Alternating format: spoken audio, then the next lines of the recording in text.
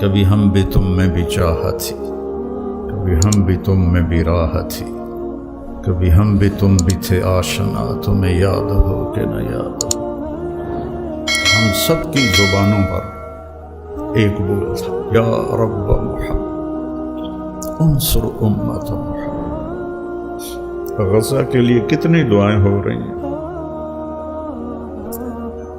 کتنے معصوم بچے ذبح ہو گئے، کتنے بوڑھے جو شہید ہو گئے وہ تو مزے میں چلے گئے، لیکن جو زخمی ہو گئے، معذور ہو گئے، ماں باپ مر گئے، خیموں میں پڑے۔ اے امت محمد تمہیں بشارت، تمہارا رب تمہاری مدد کے لیے آ گیا ہے۔ علماء کی کمی کوئی نہیں ہے، نہ مدارس کی کمی ہے، لیکن رجال کوئی نہیں ہے کہ ہم نے اس دنیا کو چھوڑنے سے پہلے ایسے لوگ تیار کرنے ہیں جن کا اللہ سے تعلق مضبوط ہو اور جن کا قرآن سے تعلق مضبوط ہو، جن کا اللہ کے نبی کے ساتھ تعلق مضبوط ہو۔ عائشہ، حفصہ جنہوں نے تمہیں بھیجا ہے، انہیں جا کے کہو کہ 3 دوست تھے جو ایک منزل کی طرف چلے، پہلا چلا وہ پہنچ گیا، دوسرا چلا وہ بھی پہنچ گیا، اب تیسرا راستے میں ہے، ان کی راہ پر چلے گا تو ان تک پہنچے گا، اگر اس سے ادھر ادھر ہوا تو بھٹک جائے گا۔ تو جب انہوں نے زمین پہ سر رکھا تو الٹے ہو گئے اور اپنا چہرہ زمین پہ نہ ایسے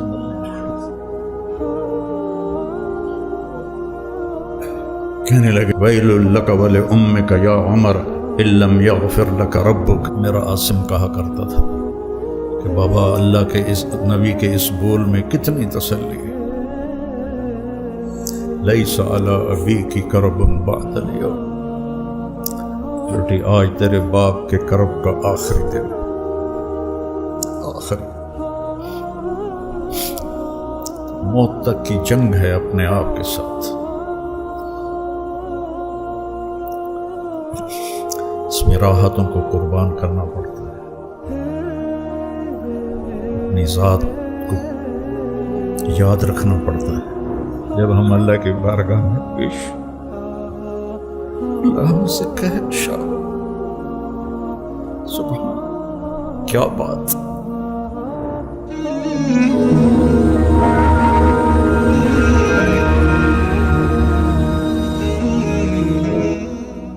بسم اللہ الرحمن الرحیم،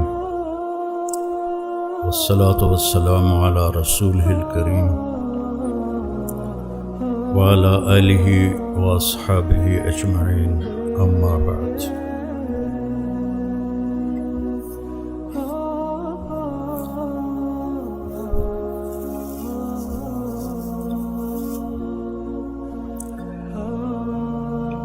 رواجی طریقے، رسمی طریقے، ان پر چلنا آسان ہوتا ہے، چل جو رہے ہوتے ہیں، لیکن نئے راستے تلاش کرنا، منزل کو متعین کرنا، پھر اس پر اپنے آپ کو کھپانا، یہ مشکل کام ہے، آسان نہیں ہے۔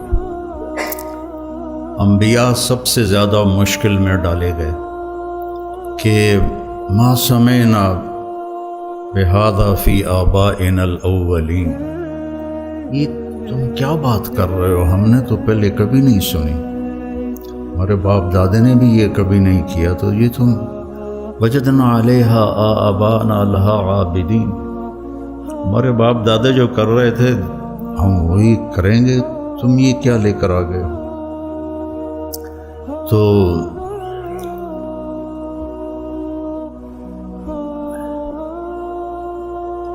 وہ ایک اور جگہ آتا ہے، اَإِذَا مِتْنَا وَكُنَّا تُرَابًا وَعِظَامًا أَإِنَّا لَمَبْعُوثُونَ أَوْ آبَاؤُنَا الْأَوَّلُونَ۔ یہ اگر آپ انبیاء کی تاریخ قرآن پاک سے دیکھیں تو ہر قوم یہی بات نبیوں سے کرتی رہی۔ اور دوسری، کیونکہ انبیاء کے ماننے والے کمزور لوگ پہلے ہوتے ہیں، وَمَا نَرَاكَ اتَّبَعَكَ إِلَّا الَّذِينَ هُمْ أَرَاذِلُنَا بَادِيَ الرَّأْيِ وَمَا نَرَىٰ لَنَا عَلَيْكُمْ مِنْ فَضْلٍ بَلْ نَظُنُّكُمْ كَاذِبِينَ۔ یہ کیا کمی کمین تمہارے ساتھ ہیں، تو تیرے پیچھے چل کے ہمیں کیا ملے گا؟ جب عدی بن حاتم رضی اللہ تعالیٰ عنہ اپنی بہن کی دعوت دینے پر مدینے پہنچے تو آپ کو دیکھا ایک گلی میں ایک عورت نے آپ کا ہاتھ پکڑا ہوا تھا اور آپ سے باتیں کر رہی تھی، تو کہنے لگے یہ تو میرے دل میں آ گیا کہ یہ بادشاہ نہیں ہے، بادشاہ ہوتا تو یہ اس طرح گلی میں ایک عورت اس کا ہاتھ پکڑ کے نہ کھڑی ہوتی۔ آپ سے ملا، آپ اس کو لے کر آئے اور اپنا سرہانہ پیش کیا، اس کو سرانے پہ بٹھایا، خود نیچے بیٹھے۔ کہنے کہ پھر یہ دوسری بات میرے ذہن میں آئی کہ یہ بادشاہ نہیں ہے، بادشاہ ہوتا تو نیچے نہ بیٹھتا۔ تو آپ نے دعوت دی تو انہوں نے کہا انی علی دین، میں بھی ایک دین والا ہوں۔ تو آپ نے فرمایا لعلک یمنعک من الدخول فیہ انک تراہ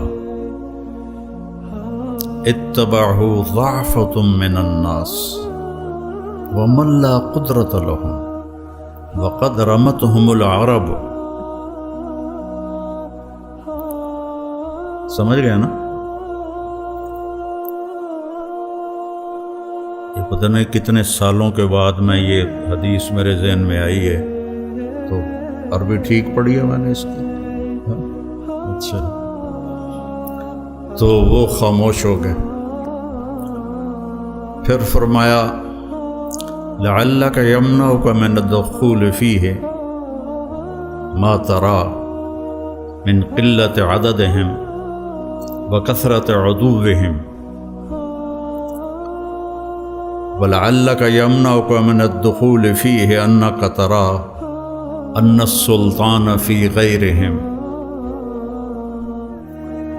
تو عدی کہنے لگے میں تو ہل گیا کہ یہی باتیں میرے اندر تھیں، کیونکہ اس نے کسریٰ اور قیصر کے جاہ و جلال دیکھے تھے، وہ کسریٰ بھی خسرو پرویز جس جیسے بادشاہ دنیا میں بہت کم آئے۔ تو پھر آپ نے فرمایا کہ عدی واللہ، پہلے کہنے لگے ارأیت الحیرہ، کہنے لگے دیکھا تو نہیں سنا ہے۔ فرمانے لگے تخرج الضعینۃ منہا فی حلیہا وحللہا وتطوف بیت اللہ وحدہا ولا تخاف علی نفسہا احد۔ تو عدی کہنے لگے میں نے قلت فی نفسی فأین دعار بنی طی الذین سعروا البلاد، میرے قبیلے کے بدماشوں سے کیسے بچے گی وہ جنہوں نے پورے عرب میں آگ لگا رکھی ہے؟ تو ان کے قبیلے کے سب سے بڑے بدماش تھے رافع بن عمیرہ۔ تو یہ بیچ میں ایک بات آ گئی تو اس کو بڑھا رہا ہوں۔ جب یرموک کے میدان میں خالد بن ولید رضی اللہ تعالیٰ عنہ نے فرمایا کہ باہان جو ان کا امیر تھا رومی فوج کا، اس نے کہا کہ 9 دن یہ جنگ چلتی رہی تھی، 9ویں دن فیصلہ ہوا تھا کہ آج ایسا کرو تم عرب نکلو، غساسنہ اور تغلب یہ 2 قبیلے عرب میں محروم رہے اسلام سے، بنو تغلب اور بنو غسان، تو تم ان کے مقابلے میں جاؤ، لوہا لوہے کو کاٹے۔ تو حضرت خالد ابن ولید کو پتہ چلا تو انہوں نے فرمایا بھائی مجھے 60 آدمی دے دو، میں ان کا مقابلہ، پہلے 30 کہا تو ابو سفیان فرمانے لگے کہ اجد ام حزل، تو کہنے لگے جبار فی الجاہلیہ و خوار فی الاسلام، تو وہ کہنے لگے یہ خواری اور جباری کی بات نہیں ہے، دانش مندی کی بات کر رہا ہوں کہ بہت فرق ہے، تم نے زیادہ ہی جذبہ جوش دکھانا ہے تو 60 تو کرو۔ اب ابو سفیان کہہ رہا 60 تو کرو، تو ابو عبیدہ کہنے لگے کہ وہ امیر تھے، کہنے لگے یہ ابو سفیان ٹھیک کہہ رہا، 60 ہونے چاہیے کم از کم، کن لوگوں کا انتخاب کرو گے؟ یہ تمہارے ذمہ ہے۔ کم اس لشکر میں ایسے لوگوں کو جانتا ہوں کہ جب وہ اللہ کے سامنے ایسے ہاتھ اٹھاتے ہیں تو ان کے ہاتھ کبھی خالی نہیں آتے۔ تو انہوں نے فرمایا پھر چن لو، تو انہوں نے سب سے جو پہلا نام لیا وہ تھا این فضل بن العباس، اور دوسرا نام لیا این عمرو التمیمی، اور تیسرا نام لیا این رافع بن عمیرہ الطائی، جو بنو طے کا سب سے بڑا بدمعاش تھا۔ اس کے بارے میں خالد بن ولید یہ فرما رہے ہیں کہ یہ ان لوگوں میں سے ہے جب ایسے کرتا ہے خالی نہیں آتا، کبھی ہم بھی تم میں بھی چاہت تھی، کبھی ہم بھی تم میں بھی راہ تھی، کبھی ہم بھی تم بھی تھے آشنا، تمہیں یاد ہو کہ نہ یاد ہو۔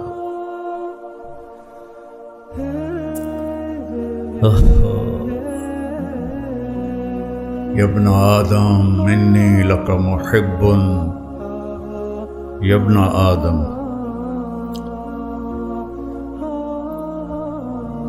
یا ایھا الذین آمنوا نہیں، یا ابن آدم انی لک محب فبحقی علیک کن لی محب۔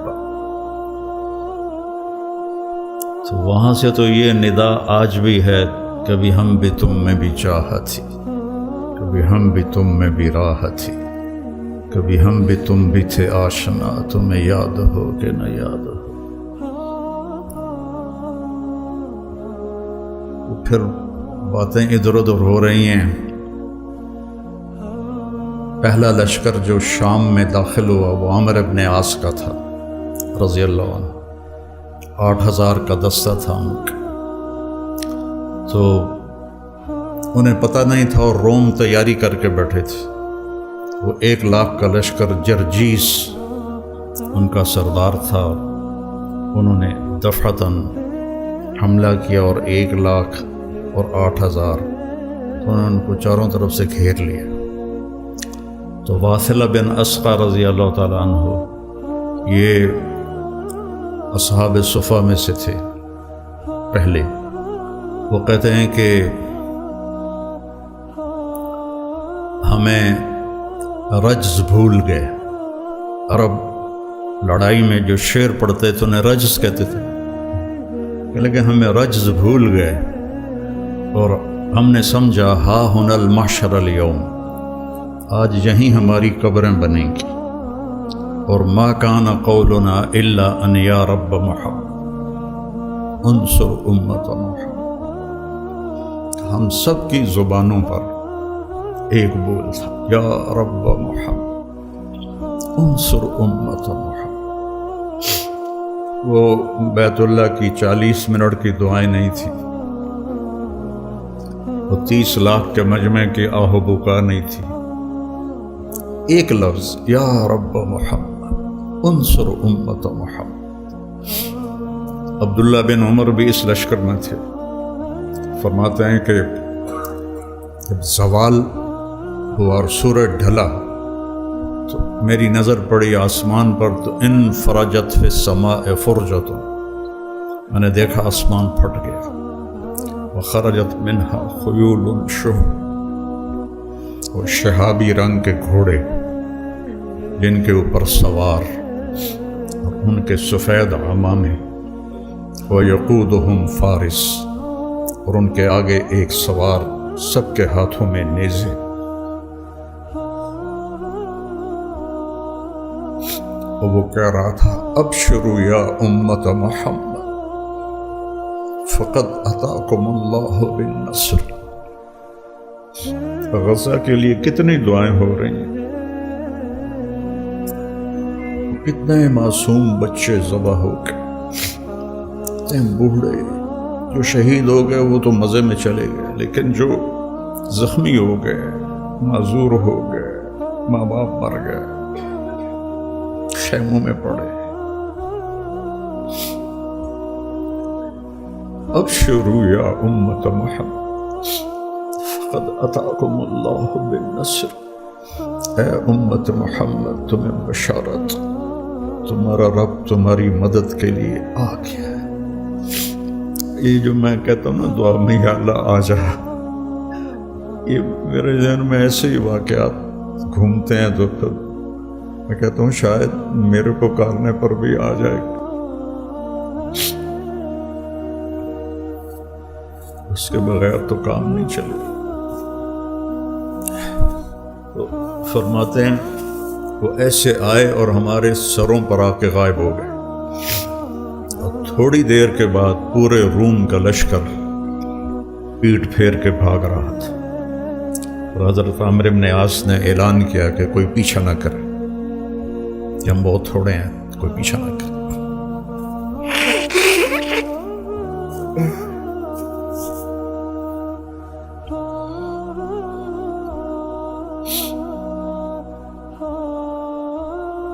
تھے ہمیں یہ کہ تیرے مار کا آرام، خشکیوں میں کبھی لڑتے کبھی دریاؤں میں، دی اذانیں کبھی یورپ کے کلیساؤں میں، کبھی افریقہ کے تپتے ہوئے صحراؤں میں.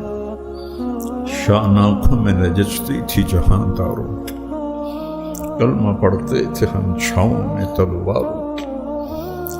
تجھ سے سرکش ہوا کوئی تو بگڑ جاتے تھے، تیغ کیا چیز ہم توپ سے لڑ جاتے تھے.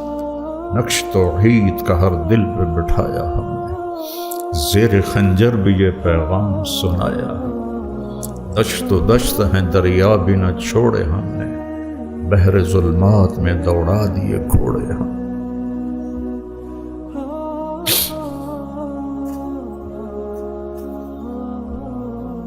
سے ہی رہ گئے، کہانیاں رہ گئیں.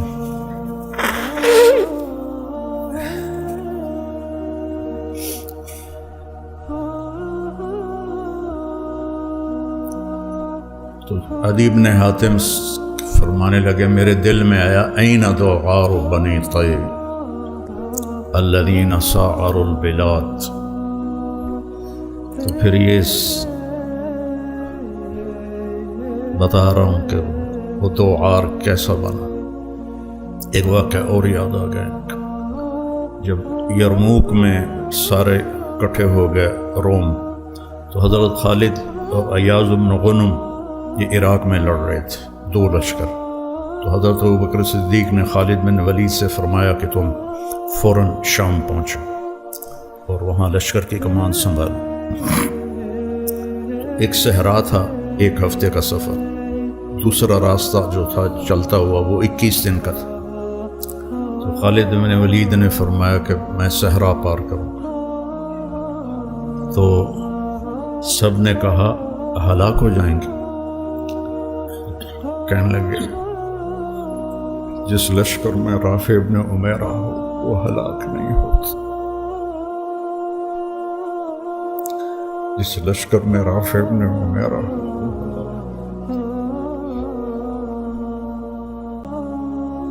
پار کر گئے۔ پھر آپ نے فرمایا یا عدی واللہ لتفتحن کنوز کسریٰ۔ تو عدی نے تو کسریٰ کا جاہ و جلال دیکھا تھا اور مدینے کے فقراء دیکھ رہا تھا، صحاب صفہ، تو وہ ہضم نہ ہوا، کہنے لگے اکسریٰ بن ہرمز، کس کسریٰ کی بات کر رہے ہو؟ روٹی کے ٹکڑے کو بھی کسریٰ کہتے ہیں، کس کی بات کر رہے ہو؟ اکسریٰ بن ہرمز، ہرمز کا بیٹا کسریٰ؟ آپ نے کہا ہاں نعم کسریٰ بن ہرمز وانت منہم، تو ان میں ہوگا جو فتح کریں گے۔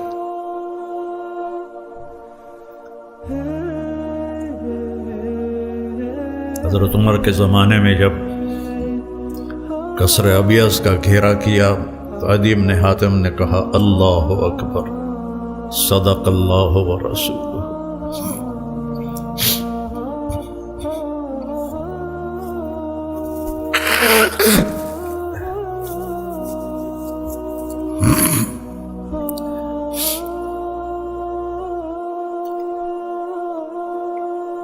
علماء کی کمی کوئی نہیں ہے، نہ مدارس کی کمی ہے، لیکن رجال کوئی نہیں ہے۔ اس میں مدارس بانجھ ہیں، خانقاہیں بانجھ ہیں، تبلیغ بانجھ ہے، زوال کا شکار ہیں بری طرح۔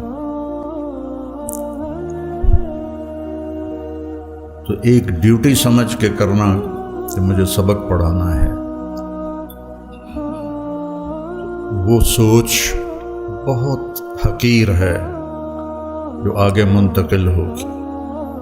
لیکن یہ سوچ کہ ہم نے اس دنیا کو چھوڑنے سے پہلے ایسے لوگ تیار کرنے ہیں جن کو دیکھ کر لوگ کہیں کہ یہ قرآن جا رہا ہے، یہ عالم جا رہا ہے۔ اب یہ اللہ کی مدد کے بغیر تو ہو نہیں سکتا۔ ایسا تو نہیں ہے کہ ہمارے پاس کوئی ایسے سکرو ہیں یا مشین ہے جس سے ہم ایسے نسل تیار کر لیں گے۔ یہ تو سراسر یہدی من یشاء ہے، جس کو چاہے وہ ہدایت دیتا ہے۔ آپ سب خوش قسمت ہیں، آپ کے اساتذہ، کہ اللہ نے آپ کو ایک انتہائی اعلیٰ ترین مصروفیت عطا فرمائی۔ مدارست العلم ساعۃ خیر من احیاء لیلۃ القدر عند الحجر الاسود۔ یہ بھی آج کوئی 20 سال بعد یاد آئی۔ مدارست العلم ساعۃ، ابو ہریرہ کی روایت، خیر من احیاء لیلۃ القدر عند الحجر الاسود۔ اتنی بڑی محنت میں اللہ نے لگایا ہے، آپ خوش قسمت ہیں۔ لیکن ایک رواجی طرز پہ چل کے زندگی گزار دینا اور ایک ایسا کچھ کرنا کہ کچھ آدمی کر کے جائے۔ میں اپنے کیمسٹری کے استاد تھے سلیم صاحب رحمۃ اللہ علیہ، وہ مجھے اضافی ٹائم دیتے تھے، کوئی ٹیوشن وہ پیسے نہیں لیتے تھے، ویسے ہی ان کو محبت تھی مجھ سے، مجھے اضافی ٹائم دیتے تھے۔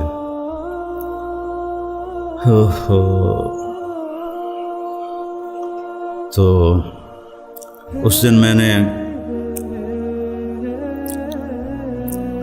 ہلکے سبز رنگ کی پتلون پہنی ہوئی تھی اور اوپر جو شرٹ تھی میری وہ بھی ہلکے سبز رنگ کی تھی، اس پر نقش و نگار تھے، اور یہ بھورے رنگ کی میرے ہاتھ میں تھی ڈائری لکھنے، نوٹس لکھنے کے لیے۔ تو چونکہ مجھے پڑھنے کا شوق نہیں تھا تو وہ ماں باپ بھی پیچھے لگے ہوئے تھے، ان کا تعلق تھا والدین سے، تو لہذا وہ بھی، تو غالباً وہ مجھے ترغیب دے رہے تھے کہ پڑھیا کر، ڈاکٹر بن۔ تو میں اٹھ رہا تھا، تو اٹھتے اٹھتے میں وہاں تک پہنچا جہاں یہ کیمرہ ہے۔ تو میں نے پیچھے مڑ کے کہا استاد جی سر، ان کو سر کہتے تھے، سر دنیا میں ایک دفعہ آئے ہیں، کوئی ایسا کام کر کے جائیں کہ دنیا یاد رکھے۔ مطلب ڈاکٹر تو بہت پھر رہے ہیں۔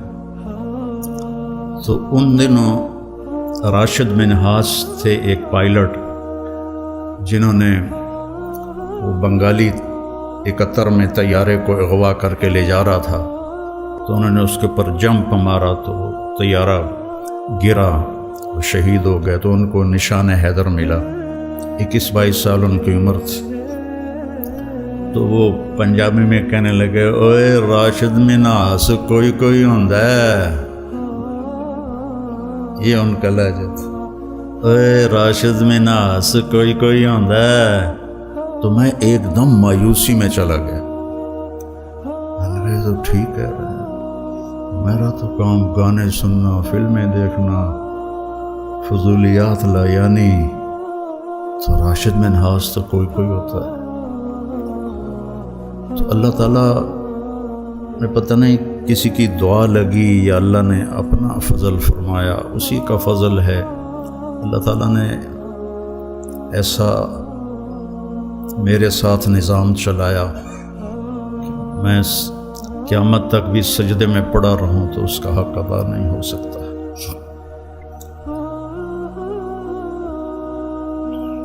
تو ہم نے ایک نسل تیار کرنی ہے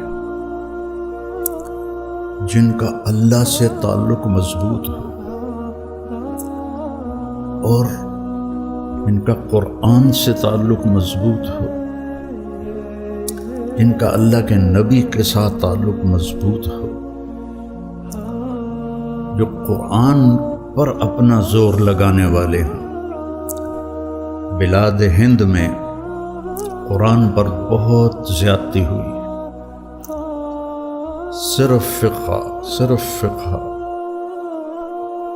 قرآن تبرکاً ہوتا ہے، حدیث بھی تحنیف کے لیے ہوتی ہے، وہ بھی تبرکاً ہوتی ہے۔ وہ لوگ وہ نوجوان جو اللہ کے سامنے کھڑے ہوں تو اللہ بھی کہے تو خدا بندے سے خود پوچھے، بتا تیری رضا کیا ہے، میرا بندہ بول کیا چاہتا ہے۔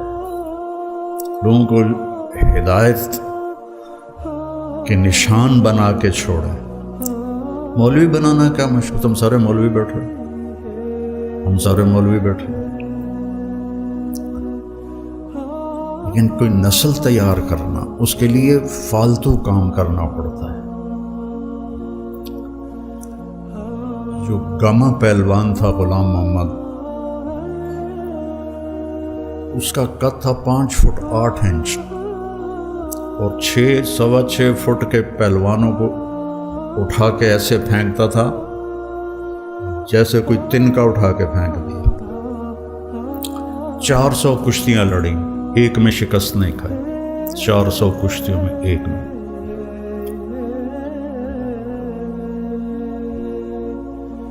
5000 وہ ڈنڈ نکالتا تھا، اور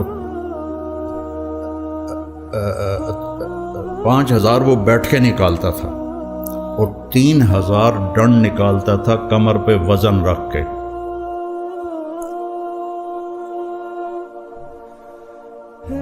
تو رستم زمان بننے کے لیے صرف ڈنڈ کافی نہیں ہوتے، صرف بیٹھ کے کافی نہیں ہوتی۔ 7 کلو بادام روزانہ کھاتا تھا، 5 مرغیاں روزانہ کھاتا تھا، 10 سیر دودھ روزانہ پیتا تھا، اور تہجد کا پابند تھا، نمازوں کا پابند تھا۔ امرتسر کا تھا، تقسیم کے بعد لاہور آ گیا۔ ایک یعنی اس کی برداشت کیسی تھی، ایک سبزی والے سے سبزی لینے لگا تو وہ اس کوئی بھاؤ تاؤ میں کمی بیشی کی بات ہوئی تو اس نے وہ ہوتا ہے نا وہ جو تولنے کے لیے جو باٹ رکھے ہوتے ہیں اس نے اٹھا کے گاؤں میں گھمارا، اس کے یہاں لگا، خون نکل آیا تو اس نے پگڑی کھول کے وہ اس کو بل دے کے نا بند کر دیا اور چل پڑا۔ تو لوگوں نے کہا قربان جی رستم زمان اے ماڑا جا بندہ تسی پھوک مارو تو اڑ جائے۔ کہنے لگے یہ رستم زمانی جو ہے نا یہ برداشت سے سیکھی ہے، ایسے نہیں سیکھی، یہ برداشت سے سیکھی۔ اور مجھے نہیں بلکہ پورے ماحول میں یہ بات کہ مولوی غصے والے ہوتے ہیں، مدرسے کے طلبہ برداشت سے عاری ہوتے ہیں اور اخلاق سے عاری ہوتے ہیں۔ حالانکہ میں قسم اٹھاؤں کہ انڈیا، پاکستان اور خاص طور پر بنگلہ دیش کے جو طلبہ ہیں جتنی قربانی وہ دیتے ہیں پوری دنیا میں کوئی نہیں دیتا، لیکن ان کو کوئی لے کر چلنے والا ہو اور انہیں بتانے والا ہو تو یہ بہت بڑا ذخیرہ ہے۔ حنفیت کا تعصب اور باقی جو اہل فرق ہیں ان کی نفرت، وہ عجیب و غریب سی شخصیت بن کے باہر نکلتی۔ ہم نے انہیں مومن بنانا ہے، مسلم بنانا ہے، موحد بنانا ہے، مصدق بما جاءت بہ الرسل بنانا ہے۔ ہاں ہماری ترجیحات میں ابو حنیفہ ہیں رحمہ اللہ تعالی، اس کی جو تعبیر اہل دیوبند نے کی ہے اس کو ہم زیادہ صحیح سمجھتے ہیں، لیکن باقیوں کے لیے نفرت پالنا، باقیوں کے لیے بغض پالنا، باقیوں کے لیے حقارت پالنا، تو پھر ہم نے کچھ بھی نہیں سیکھا۔ اور پھر اللہ نے ہمیں دعوت کی نسبت دی ہے۔ داعی تو کام ہی ہے کہ حقیر سے حقیر کو سینے سے لگا، بڑے سے بڑے مجرم کو سینے سے لگا۔ قولا لہ قولا لینا لعلہ یتذکر او یخشی۔ کیا بات اللہ کر رہا ہے کلیم جیسی ہستی سے، جس کے سامنے والے کے بارے میں اللہ کو پتہ ہے ایمان نہیں لائے گا۔ قولا لہ قولا لینا فبما رحمت من اللہ لنت لهم ولو كنت فظا، زبان کی شدت، غلیظ القلب، مزاج کی شدت، کس کی؟ رحمت للعالمین، کس کی؟ سراجا منیرا، کس کی؟ شاہد مبشر نذیر داعی الی اللہ، سراجا منیرا، مزمل مدثر طٰہٰ یاسین، حاشر ماہی عاقب فاتح ابو القاسم، لیکون للناس نذیرا، تبارک الذی نزل الفرقان علی عبدہ لیکون للعالمین نذیرا۔ اگر میرے محبوب آپ کے اندر یہ دو باتیں ہوتی ہیں، یہ تیز و شدت مزاج میں سختی ہوتی، لنفضوا، کون؟ ابو بکر، کون؟ عمر، کون؟ عثمان، کون؟ علی، طلحہ، زبیر، سعد، سعید، انصار، مہاجرین۔ اور انفزاز ہوتا ہے بھگدڑ مچ جانا۔ لنفضوا، تھوڑا سا یہاں یہ مسجد ہل جائے تو ہم یہاں سے کیسے بھاگیں گے؟ ترتیب سے نہیں، اندھا دھند بھاگیں گے، اس کو انفزاز کہتے ہیں۔ لنفضوا من حولک،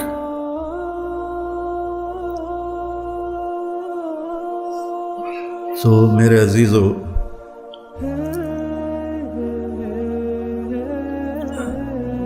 ایک نسل اللہ سے مانگو، جائیں تو ایک نسل چھوڑ کے جائیں۔ ابو بکر سارے نہیں بن سکے،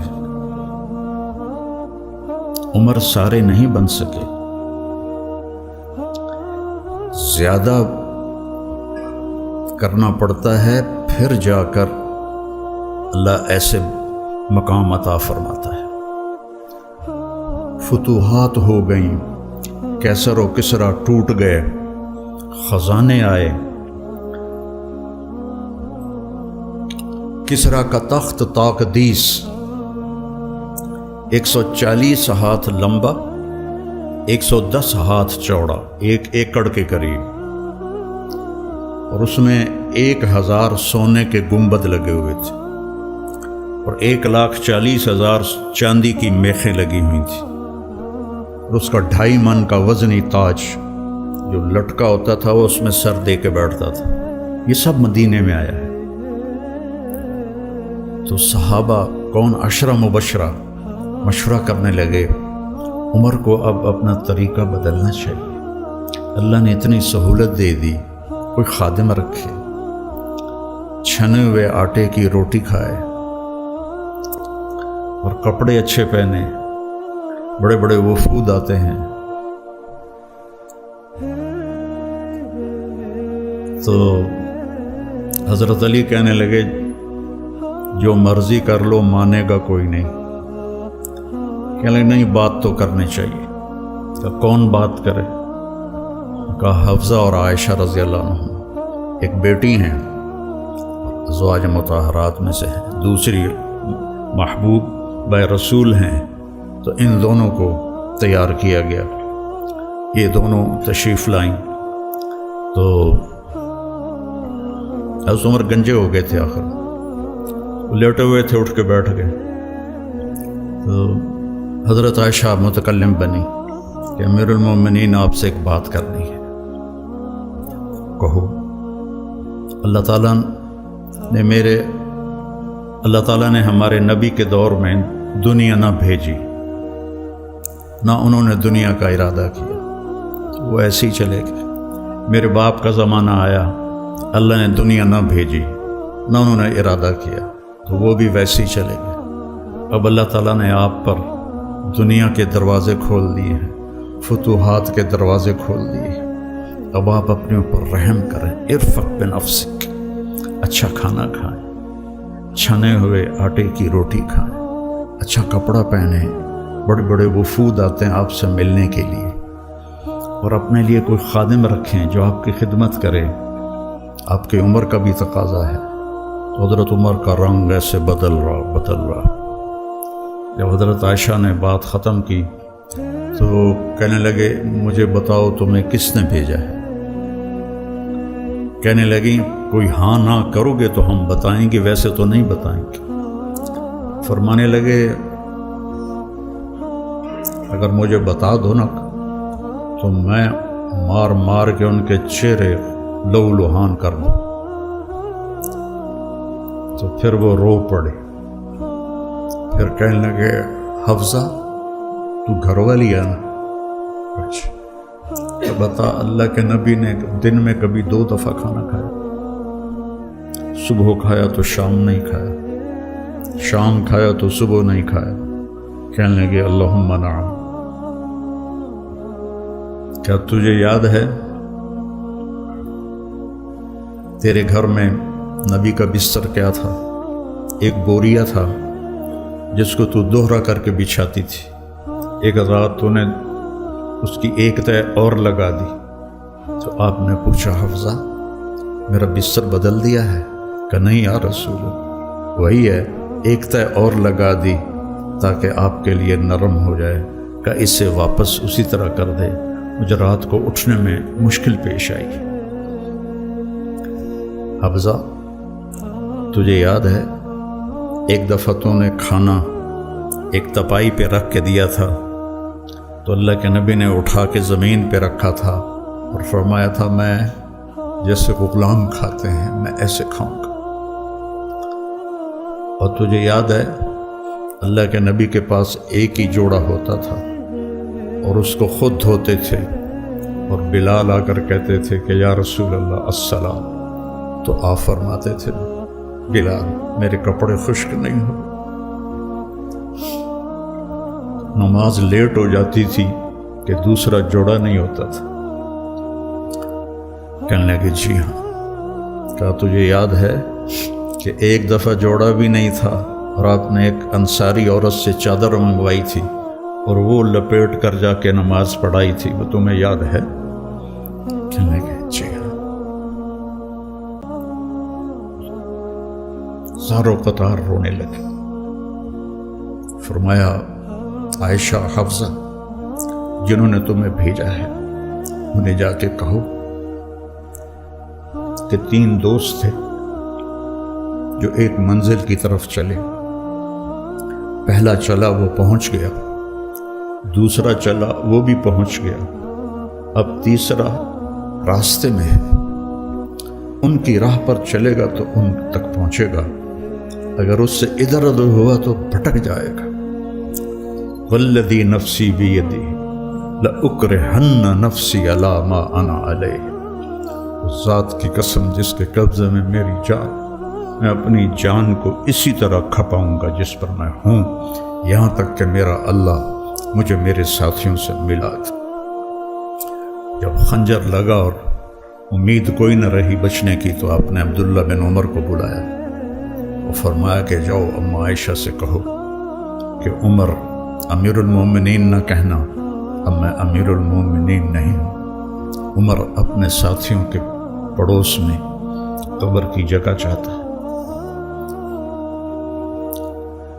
جب وہ تشریف لے گئے تو حضرت عائشہ بھی رو رہی تھی، تو انہوں نے یہ روتے ہوئے عرض کی، اماں جان میرا باپ عمر بن خطاب اپنے ساتھیوں کا پڑوس چاہتا ہے۔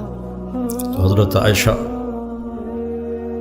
پھر رونے لگی کہ یہ جگہ تو میں نے اپنے لیے رکھی ہوئی تھی کہ میں اپنے باپ اور خامد کے ساتھ میری قبر بن جائے، لیکن عمر مجھ سے زیادہ حقدار ہے، مرحبا بہ۔ جب وہ آئے تو ان کو حضرت عمر کو بتایا کہ اجازت ہو گئی ہے، کہ نہیں بیٹا، ہو سکتا ہے میرے شرم میں اجازت دی ہو، جب میں مر جاؤں اور میرا جنازہ لے کے دروازے پر پہنچو تو دروازہ پر جنازہ رکھ دینا اور پھر اندر جا کے دوبارہ اجازت لینا، اس وقت اجازت ملے تو اندر لے جانا ورنہ مجھے بقیع میں دفن کر دینا۔ تو حضرت علی اور حضرت حسن آئے تو گھبراہٹ دیکھی، تو حضرت علی نے فرمایا موت سے ڈر گئے ہو؟ تو سنو، نہیں موت سے نہیں، ما بعد الموت سے ڈر رہا۔ کون ہے؟ لو کان بعدی نبی لکان، بولو لکان عمر، کہہ رہے موت نہیں، موت کے بعد سے ڈر رہا۔ تو حضرت علی نے فرمایا نہ ڈرو، میں گواہی دیتا ہوں، میں نے اپنے نبی سے سنا کہ سیدہ کہول اہل الجنت ابو بکر و عمر۔ تو حضرت عمر کہنے لگے حشر کے دن گواہی دو؟ فرمایا میں بھی دوں گا، میرا بیٹا حسن بھی دیکھ ساتھ۔ وہ تشریف لے گئے، پیچھے موت کے آثار نظر آئے تو ان کا گود میں سر تھا بیٹے کی، عبداللہ بن عمر کی، تو کہنے لگے ضعنی علی الارض، مجھے زمین پر ڈال دو۔ تو ان کا دل نہیں مانا تو انہوں نے پنڈلی پہ سر رکھ دیا، کہنے لگے ویحک، تیرا ناس ہو، سنتے نہیں ہو کیا کہہ رہا ہوں، زمین پر ڈال۔ آپ مسجد میں داخل ہوئے، آپ کے دائیں طرف ابو بکر تھے، بائیں طرف عمر تھے۔ آپ نے فرمایا ہمیں دیکھ رہے ہو؟ صحابہ سے کہا جی، کہا کذا نحشر یوم القیامہ، اس طرح ہم محشر میں اٹھیں گے کہ میرے دائیں ابو بکر ہوگا اور بائیں میرا عمر ہوگا۔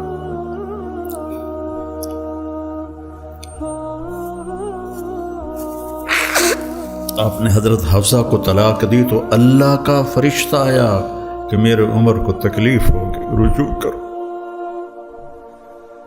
رجوع کرو۔ اپنے نبی کی منشا کے خلاف اللہ نے فیصلہ دیا کہ میرے عمر کو تکلیف ہوگی، رجوع کرو۔ تو آپ نے رجوع فرمایا۔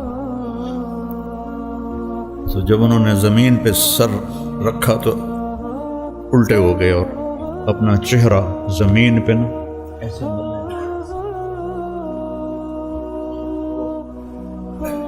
کہنے لگے ویل لک ولأمک یا عمر ان لم یغفر لک ربک، ویل لک ولأمک یا عمر ان لم یغفر لک ربک، ویل لک ولأمک یا عمر ان لم یغفر لک ربک۔ یہی کہتے کہتے جان نکل گئی۔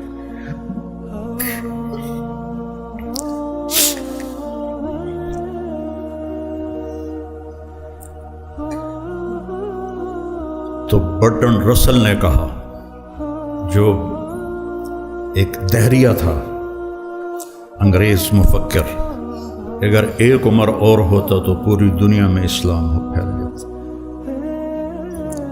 وہ سارے صحابہ مرید تھے اور یہ مراد تھے۔ اعز الاسلام باحد العمرین وبعمر بن الخطاب خاصۃ۔ بدھ کی رات کو دعا مانگی، جمعرات کی رات کو بدھ والے دن، جمعرات کو حضرت عمر کو اللہ نے ایمان کی دولت نصیب فرمائی، اور وہ اس حال میں جا رہے ہیں۔ حضرت صہیب نے جنازہ پڑھایا، در و دیوار مدینے کے رو رہے تھے، صرف مرد عورت نہیں، بچے بھی، اور جنازے کو حضرت عائشہ کے دروازے کے سامنے رکھا گیا۔ حضرت عبداللہ نے دروازہ کھٹکھٹایا اور کہا اماں جان، میرا باپ عمر اندر آنے کی اجازت چاہتا۔ حضرت عائشہ نے اپنی چادر اٹھائی کہ مرحبا بعمر۔ جب ان کی قبر کھودی جا رہی تھی تو حضرت عبداللہ بن عباس کہتے ہیں کہ میرے کندھے پر کسی نے ہاتھ رکھا، میں نے پیچھے مڑ کے دیکھا تو علی تھے علیہ السلام، اور رو رہے تھے اور کہہ رہے تھے عمر مجھے پتہ تھا اس جگہ تیرے سوا کوئی نہیں آ سکتا، کہ میں نے ایک دفعہ نہیں، پتہ نہیں کتنی دفعہ سنا، دخلت انا و ابو بکر و عمر، خرجت انا و ابو بکر و عمر، جلست انا و ابو بکر و عمر۔ اتنی دفعہ تیرے نام کو اپنے نام کے ساتھ لیا، میرے ان کانوں نے سنا، مجھے پتہ تھا یہیں آئے گا، یہیں آئے گا۔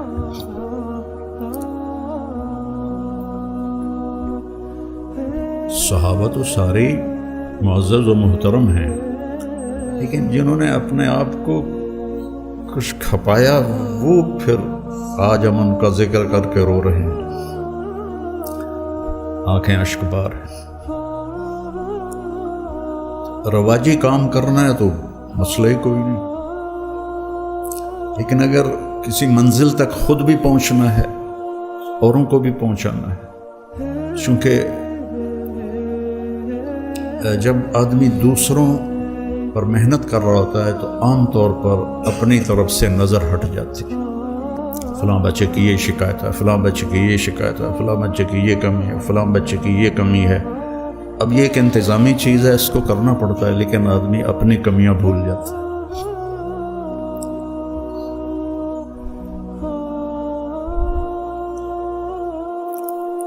ابن سیرین کے حسن بصری کا قول ہے کہ میں نے 70 صحابہ کی صحبت اٹھائی جو اپنے اوپر نفاق کا ڈر رکھتے تھے۔ نافق حنظلہ، نافق حنظلہ۔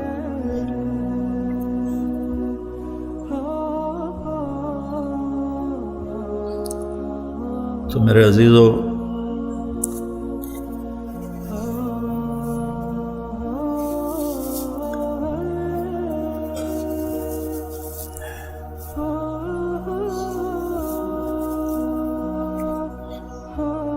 مجھے سمجھ میں نہیں آ رہا کہ میں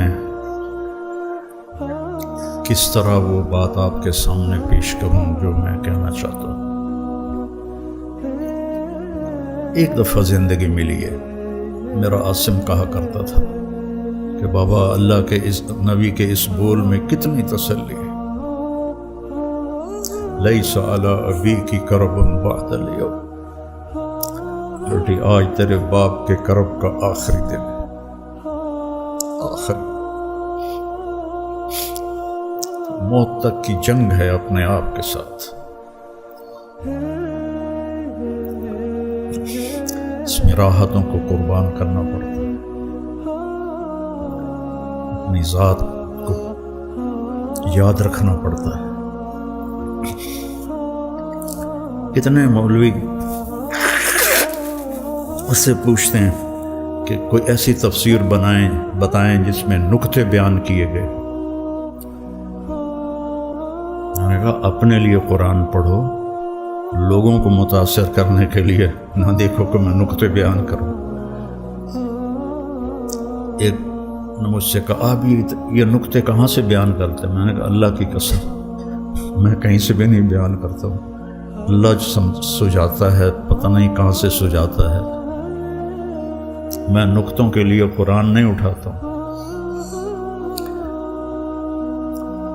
فَإِذَا الْتَبَسَتْ عَلَيْكُمُ الْأُمُورُ كَقِطَعِ اللَّيْلِ الْمُظْلِمِ فَعَلَيْكُمْ بِالْقُرْآنِ فَإِنَّهُ مَاحِلٌ مُصَدَّقٌ وَشَافِعٌ مُشَفَّعٌ مَنْ جَعَلَهُ أَمَامَهُ قَادَهُ إِلَى الْجَنَّةِ وَمَنْ جَعَلَهُ خَلْفَهُ سَاقَهُ إِلَى النَّارِ۔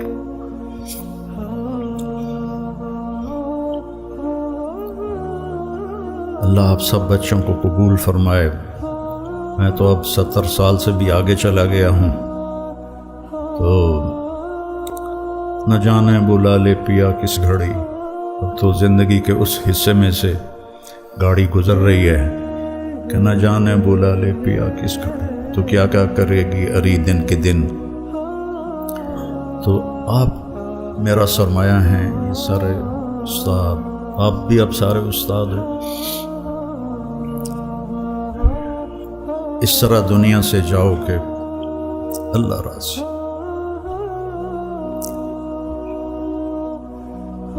محمد علی جناح کے بارے میں بہت رحمت اللہ علیہ، کوئی کہتا شیعہ تھا، کوئی کہتا بے دین تھا، کوئی کہتے ہیں اس کو پتہ ہی نہیں تھا اسلام کا۔ ایک آدمی نے ان سے کہا کہ سر آپ اتنے بیمار ہیں اور آپ اتنی محنت کرتے ہیں، کیوں کرتے ہیں؟ تو کہنے لگے میں چاہتا ہوں جب میں اللہ کے سامنے پیش ہوں تو میرا اللہ مجھے کہے شاباش مسٹر جناح۔ انہوں نے تو انگریزی میں کہا کہ اللہ مجھے کہے ویل ڈن مسٹر جناح، جناح شاباش۔ جب ہم اللہ کی بارگاہ میں پیش اللہ ہم سے کہے شاباش، سبحان، کیا بات۔